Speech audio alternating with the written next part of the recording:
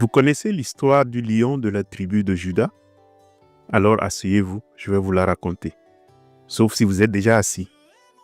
Et si vous êtes nouveau dans cette maison où l'on fait des blagues à 4 sous, souriez, asseyez-vous quand même, ou venez avec, c'est pareil. Ce nom, le lion de la tribu de Juda, qui est souvent appliqué à Jésus, surtout dans la chanson populaire, n'apparaît qu'une seule fois dans la Bible. Ce lion est évoqué dans le livre de la Genèse, bien sûr, attaché à la tribu de Juda. Mais c'est seulement au livre de l'Apocalypse que l'expression textuelle « lion de la tribu de Juda » apparaît au chapitre 5, et quand elle y apparaît, elle semble vivement critiquée. Comme si Saint Jean voulait dire « il faut surtout éviter de donner ce nom à Jésus ». Voici une image de la scène. Jean a une vision. Dans sa vision, il est transporté devant le trône du Très-Haut et voit dans la main droite de celui qui y siège un livre scellé de 7 sceaux. Et voilà un ange plein de force qui pose la question terrible. Qui est digne de prendre le livre et d'en ouvrir les sceaux? Silence radio. On cherche alentour et on ne trouve personne. Même l'ange plein de force n'y pourra rien. Alors, Jean se met à pleurer à larmes vives et chaudes. Il voudrait bien que quelqu'un ouvre les 7 sceaux du livre pour révéler le sens de l'histoire. Et comme personne ne le peut, il est si désolé qu'il en verse des larmes. Je cite, « Je pleurais beaucoup, parce que personne n'avait été trouvé digne d'ouvrir le livre et de regarder. » Mais l'un des anciens me dit, « Ne pleure pas. Voilà qu'il a remporté la victoire, le lion de la tribu de Juda, le rejeton de David, il ouvrira le livre aux 7 sceaux. » Donc, pour le consoler, un ancien debout à ses côtés lui annonce la venue de celui qui a remporté la victoire et qui est digne d'ouvrir le fameux livre qui dévoilera le sens de l'histoire. Mais à quoi ressemble celui-là qui a réussi à faire ce que nul ne peut faire? Selon l'ancien qui parle avec Jean, qui console Jean, il fallait s'attendre à voir surgir donc un lion, le fameux lion de la tribu de Juda. Mais lorsque Jean lève les yeux, qu'est-ce qui apparaît? Non pas un lion, mais un agneau. Ce qui apparaît n'a rien de l'apparence d'un lion. C'est plutôt un agneau comme immolé. Passé sans doute par les fourches caudines d'un lion, mais réchappé et toujours debout.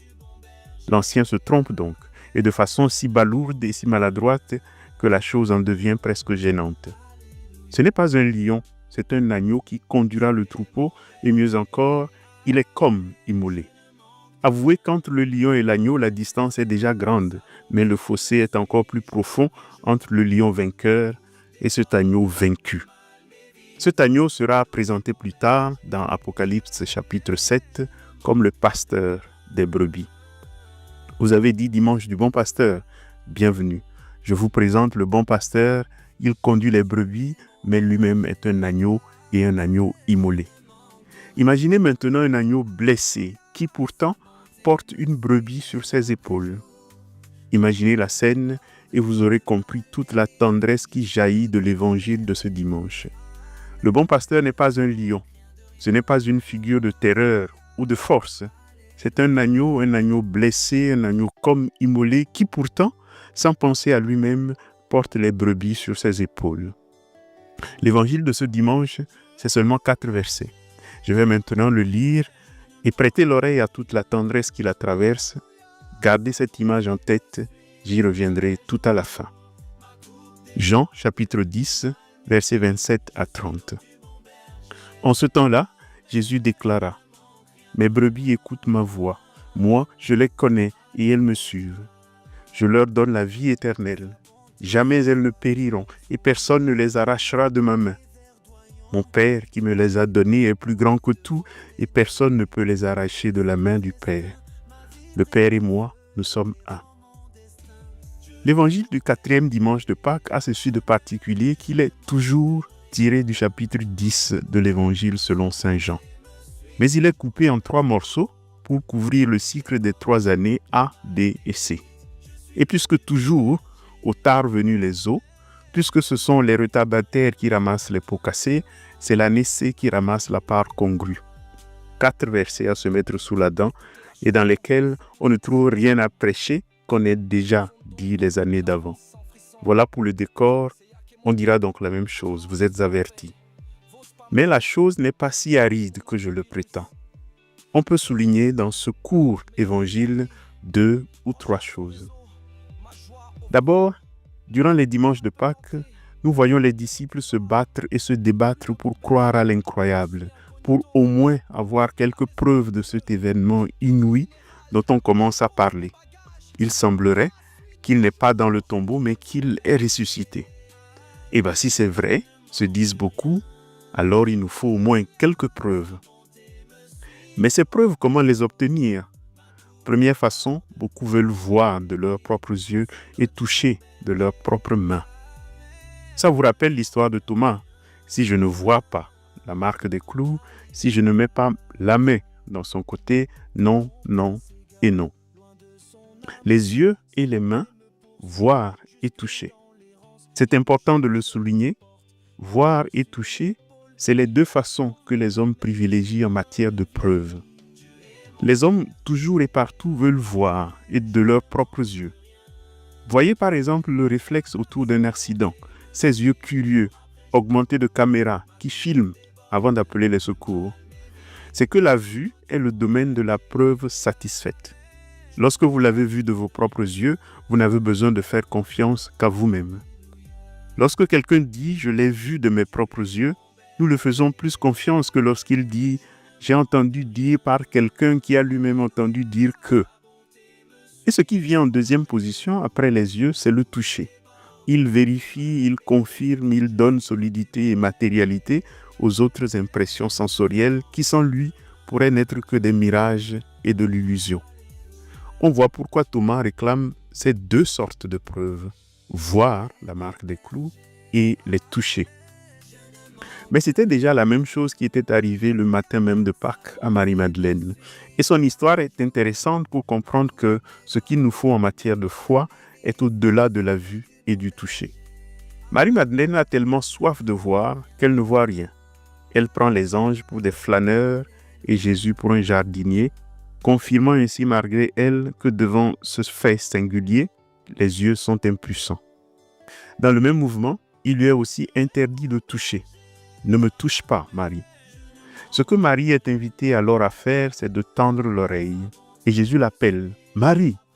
Et chose extraordinaire, dès qu'elle sort de la frénésie des yeux et de la hâte à vouloir toucher pour vérifier, dès qu'elle se met dans la posture de celle qui écoute, là, elle voit de tous ses yeux et son cœur se réjouit. Dans le cas de Marie, c'est donc l'oreille qui vient en premier et c'est ce qui entre par l'oreille qui illumine les yeux en seconde position seulement. Je vous raconte tout ça parce que dans l'évangile d'aujourd'hui, Jésus y revient de nouveau. La première chose dont il parle, c'est des vertus de l'écoute. La première qualité qu'il reconnaît à ses brebis dans l'évangile de ce dimanche, c'est qu'ils écoutent. Mes brebis, dit Jésus, écoute ma voix. C'est dit avec le ton de la simplicité, mais c'est loin d'être aussi facile. Mes brebis écoutent ma voix. Et à ce point-là, on tremble de tout son être. Jésus est si confiant, si avenant, si sûr de lui-même qu'on pourrait prendre la chose pour acquise. Mais, si l'on cherche de la brebis qui écoute, qui suit son maître, peut-être cherchera-t-on longtemps. Jésus nous prend peut-être ici au dépourvu, comme il aime bien le faire. Ça me rappelle en particulier l'évangile de Matthieu où Jésus dit de but en blanc, « Vous êtes le sel de la terre, vous êtes la lumière du monde. » Quand je lis cet évangile, je me tourne toujours vers lui et je lui dis « Pardon Seigneur, je ne suis ni sel ni lumière. Tu te trompes sur moi. » À un certain moment, en lisant ces lignes, on se dit donc peut-être intérieurement, si c'est de nous, de vous et moi qu'il parle, est-ce que ce n'est pas un peu exagéré, trop optimiste et un brin idéaliste? Mes brebis écoutent ma voix.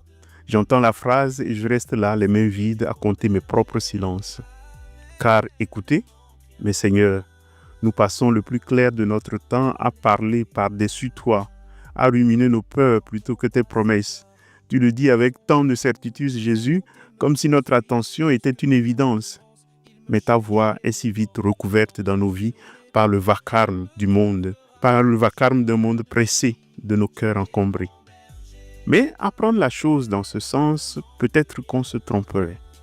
C'est trop moralisant et ce n'est sans doute pas l'intention de Jésus. L'écoute dont parle Jésus ici est peut-être aussi d'un autre ordre.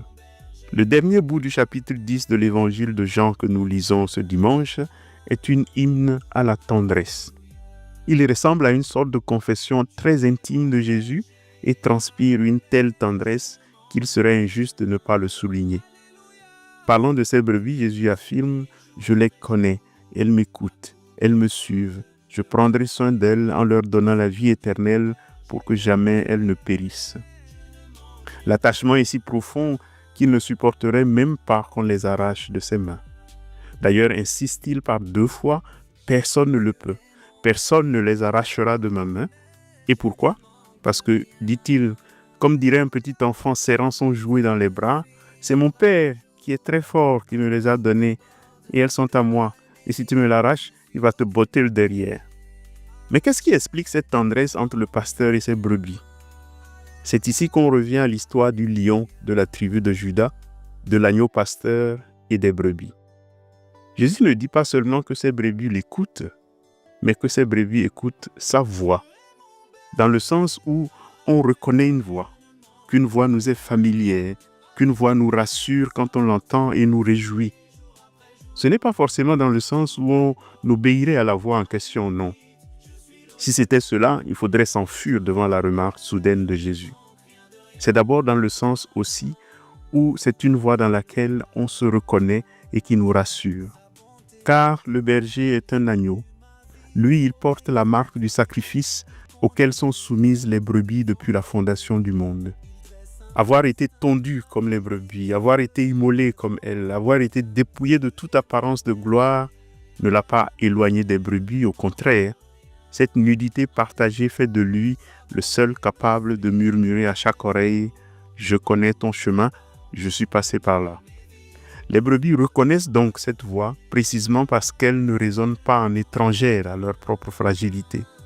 Cette voix a tremblé, elle a sué l'angoisse, elle a crié avant de traverser la mort et d'en revenir. C'est pourquoi cette voix crée une telle confiance. Elle ne flatte pas, elle ne berce pas d'illusions, mais parle vrai. Elle connaît le goût des larmes, le poids des nuits sans sommeil, l'ambiguïté de nos chemins. Les brebis savent donc, dans leurs entrailles, que cette voix-là ne leur mentira pas. Cette voix-là, ceux qui acceptent de traverser l'épreuve avec elle, la connaissent et la reconnaissent. Mes brebis écoutent ma voix. Mais écouter a un deuxième sens peut-être, sinon une deuxième fonction. Je disais tout à l'heure que Jésus décourage la vue et le toucher pour inviter ses disciples à l'écoute, parce que l'écoute est le sens qui, par excellence, rassemble les hommes. Jésus ne s'adresse pas à une brebis unique, il parle toujours de ses brebis au pluriel. C'est comme un troupeau qu'il les veut, c'est comme un troupeau qu'il les rassemble. Et l'écoute est par excellence ce qui rassemble. Voir, c'est quelque chose qu'on peut faire tout seul. Écouter, c'est une chose qu'on ne peut faire qu'au moins à 2. Car écouter suppose que quelqu'un parle et que l'autre en face écoute. Écouter suppose de faire confiance aux autres, de faire confiance à ceux qui vous racontent cette histoire à laquelle vous n'avez pas assisté, cette histoire que vous n'avez pas vue. Écouter suppose un face-à-face, une parole offerte, une attention donnée. L'écoute est le tissu même de la relation humaine, le lieu où se noue une alliance invisible mais tangible. La foi n'est pas tant dans le fait de voir ou de toucher le ressuscité, que dans le fait d'être touché par les histoires qu'on raconte à propos de lui, par ce qui est dit de lui. Le Christ ne se donne pas à voir comme une image statique, mais à entendre comme une parole vivante qui circule, se partage, se renouvelle et crée des liens. La foi, alors, n'est pas adhésion à une vérité figée, mais consentement à être façonné par ce qui, dans la parole de l'autre, me révèle soudain l'inouï de l'Évangile. Une brebis entend l'autre répéter un fragment de la voix du berger, une parole de consolation, un récit de chute et de relèvement, et s'y retrouve. Chaque témoignage devient alors un écho qui confirme « oui, c'est bien lui, c'est lui qui agit comme ça ». Sa voix a cette particularité de se fragmenter en 1000 reflets, en des milliers de vies humaines, sans jamais se diviser. Les plus âgés raconteront peut-être comment sa parole a tenu bon dans les difficultés. Les plus jeunes murmureront comment elle les a secoués de l'indolence. Et ainsi le troupeau se constitue par la reconnaissance progressive dans la voix des autres de la même voix de Jésus qui nous parle à nous tous. Les brebis se rassemblent parce qu'elles ont reconnu dans les mots usés, fatigués, parfois maladroits de leurs compagnons, la trace de cette voix unique qui parle à tous. L'écoute devient donc ici un acte eucharistique. Je reçois la parole de celui qui fut broyé pour moi et je reconnais dans la chair fragile de mon prochain l'écho de cette offrande. La sollicitude, la vigilance, la patience avec les autres deviennent alors autant de formes concrètes que prend l'écoute lorsqu'elle se fait chair et lorsqu'elle construit une communauté. La résurrection, c'est aussi cette secrète certitude que la voix qui nous guide, cette voix qui a connu l'extinction du samedi saint, ne pourra plus jamais être réduite au silence. C'est un agneau immolé qui conduit les brebis.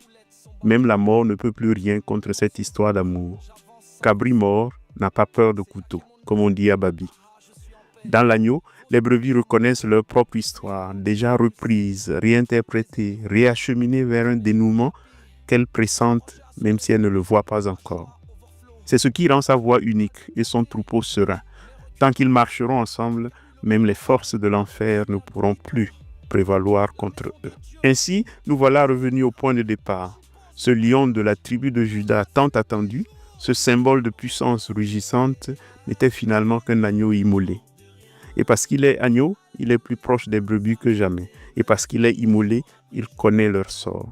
Suprême ironie divine, le monde cherche des lions, Dieu répond par le cri d'un enfant. Mais c'est bien là le tour de force. Dans ce renversement, l'écoute devient la seule arme nécessaire. Car qui aurait cru qu'une voix si fragile, celle d'un agneau à la gorge entaillée, puisse rassembler un troupeau à travers les siècles? La prochaine fois qu'on vous vantera le lion de la tribu de Juda, souriez légèrement. Rappelez-vous que le vrai symbole chrétien n'est pas la crinière majestueuse, mais cet agneau immolé et sans défense. C'est le signe que l'Évangile n'a pas fini de nous surprendre. Après tout, quel berger digne de ce nom aurait parié sur un troupeau aussi distrait que nous le sommes? Mais c'est cela, la blague divine. Nous sommes ces brebis parce qu'il le dit, non parce que nous le méritons. Et dans ce parce que réside toute la tendresse d'un Dieu qui préfère décidément les agneaux boiteux aux lions bien peignés.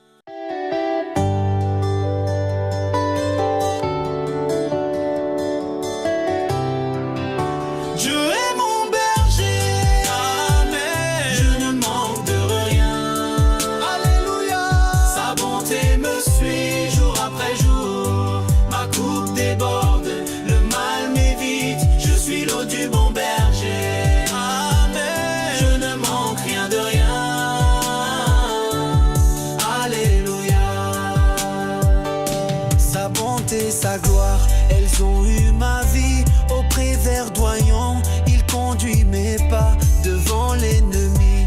Il dresse un festin, ma vie brille du feu, éclairant mon destin. Dieu est mon berger. Amen. Je ne manque de rien. Alléluia. Sa bonté me suit jour après jour. Ma coupe déborde, le mal m'évite. Je suis l'hôte du bon berger.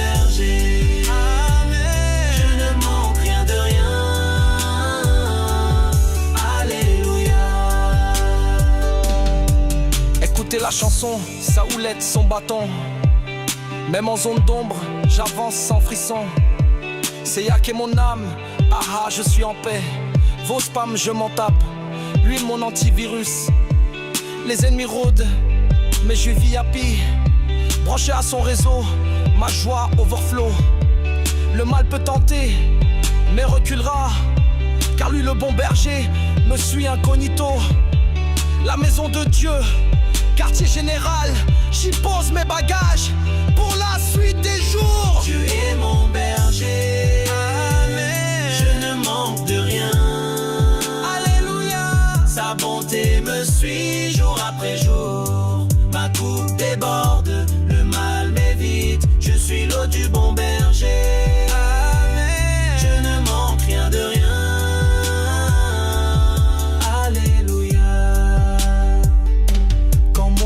s'égare, loin de son amour. Sa bonté me poursuit jusque dans l'errance. Il me cherche et me porte, tendresse sur l'épaule. Il me trouve, me ramène au chemin de vie. Dieu est mon berger, amen. Je ne manque de rien, alléluia. Sa bonté me suit jour après jour. Ma coupe déborde, le mal m'évite. Je suis l'eau du bon berger, amen. Je ne manque rien de rien, alléluia.